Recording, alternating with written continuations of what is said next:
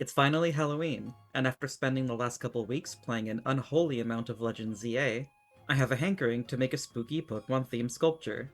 This franchise boasts a vast array of ghastly ghost types and creepy creatures, but unfortunately, Lumio City doesn't have any Halloween-appropriate Pokemon. Not a single one. But hey, you know who's big and weird and vaguely pumpkin-shaped? Guzzlord. So let's pull a Cinderella and turn him into a pumpkin.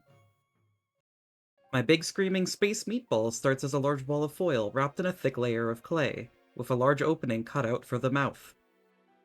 After a quick bake, I yank out his entrails, and I'm left with a nice sturdy cavity. I add raw clay to the inside and carve out a set of fleshy folds.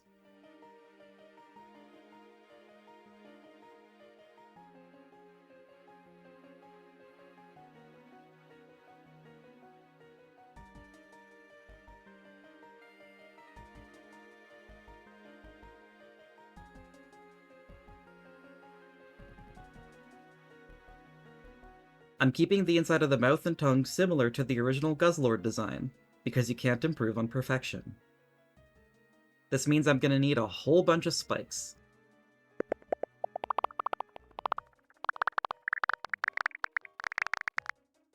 Getting the spikes positioned in the back of the throat was a bigger pain in the ass than I expected, but the results speak for themselves.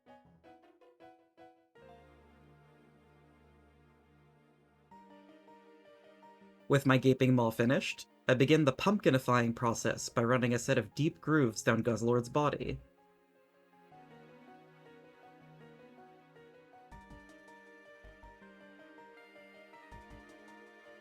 Once they're smoothed out, I thicken the mouth area and start carving him into a jack-o'-lantern, leaving the bottom jaw accessible for later. I swap Guzzlord's standard legs for a pair of gnarled tree trunks, making sure to carve out lots of exaggerated grooves in the bark. I'm getting tired of saying the word Guzzlord though, so from now on, I'm just gonna call him Gordon.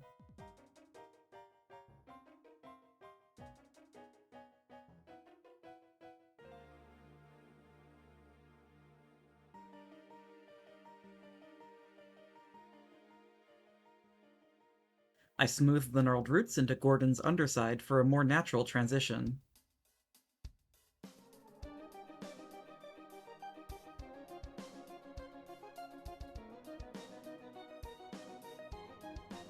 With his power stance locked in, I cut out 2 even lengths of my thickest gauge wire.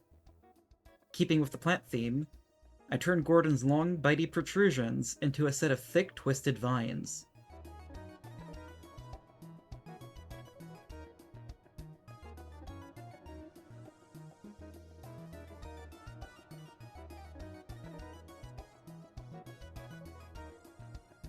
For the chompy bits, I made myself a pumpkin leaf stencil. By draping my leaf over a foil core, I can bend it into a jaw-like shape.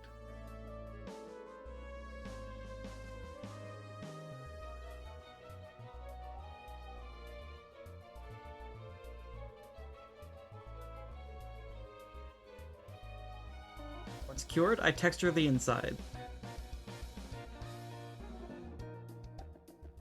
I can then combine 2 leaves into one mouth, and attach it to the tip of the vine.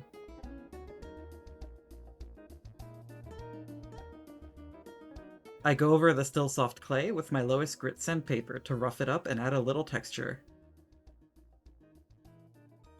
To help Gordon keep his balance, I drill out a hole for his tail.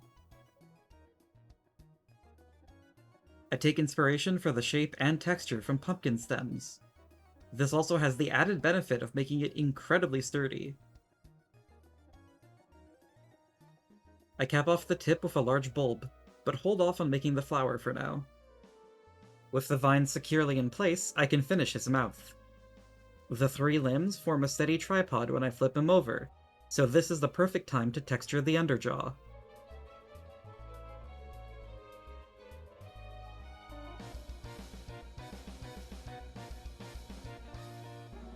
Gordon's second head is yet another tree stump, and once it's in place, I poke out a second set of eye holes.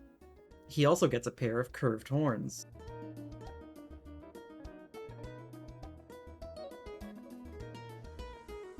I wasn't thrilled with his face, so I slapped on a fresh layer of clay. This let me make his eyes way more expressive and menacing. I also took this opportunity to add more detail to his upper teeth.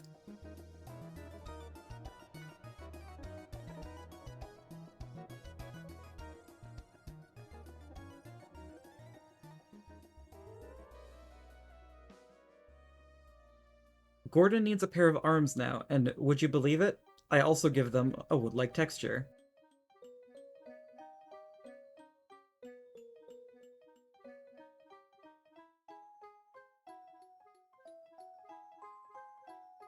To tie it all together, I replace Guzzlord's tusks with a set of small vines and wrap them around his limbs.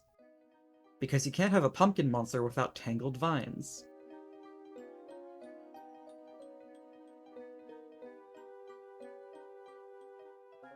I shape his flower inside a silicone sphere mold. This lets me add lots of details without warping the shape. I curve the tip slightly inwards, and once it's baked, I texture the outer side. I make a set of bumpy stamens and firmly attach the flower to the bulb. He gets a small pair of leafy wings, a bunch of warts on his back, and a final once-over with liquid clay to add a subtle, bumpy texture. With his extra sturdy tail, I can hold him up like a pumpkin spice ice cream cone without worrying about breakage. After a quick shower of black primer, I start by painting his mouth purple, then layering on a deep red. I give the body a red base coat, and while he now looks like a screaming tomato, this'll help give the orange more depth.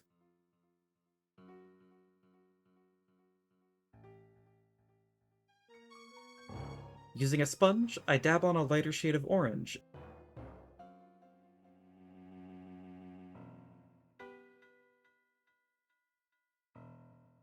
I give his crevices a brown wash, and give the warts a green dry brushing. After an initial layer of dark brown, I also dry brush the woody bits with several lighter shades. By removing most of the paint from my brush and working in shallow strokes, I can make it so that just the raised edges of the wood get painted. It's a surprisingly simple, yet effective technique.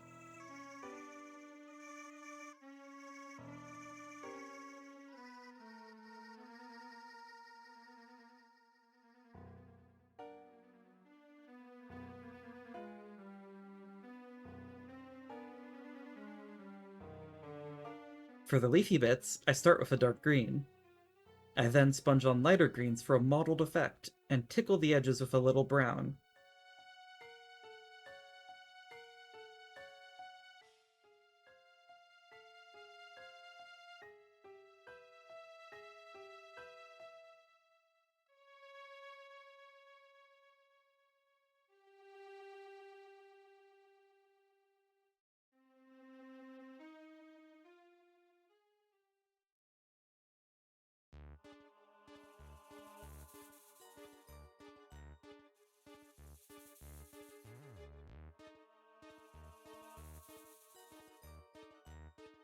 I paint the horns in tandem with the leaves, starting with a bone white, then a brown wash, then an off-white to black gradient.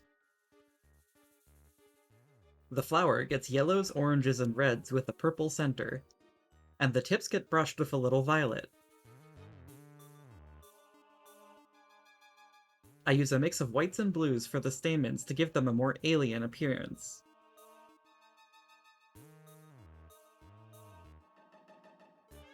I give the inner crevices a blood red wash, and once the stamens are inserted, the final touch is to tickle them with some pale blue pastel powder.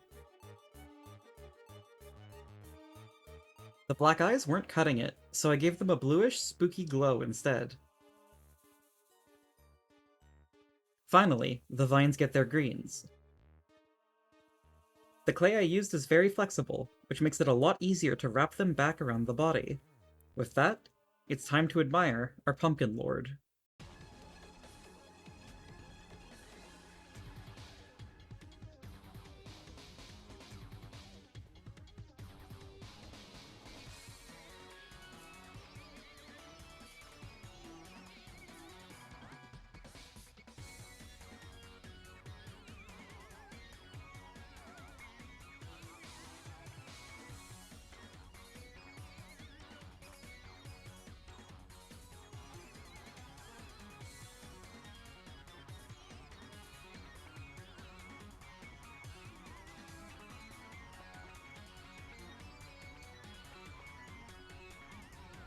And so we come to the end of Gordon's journey.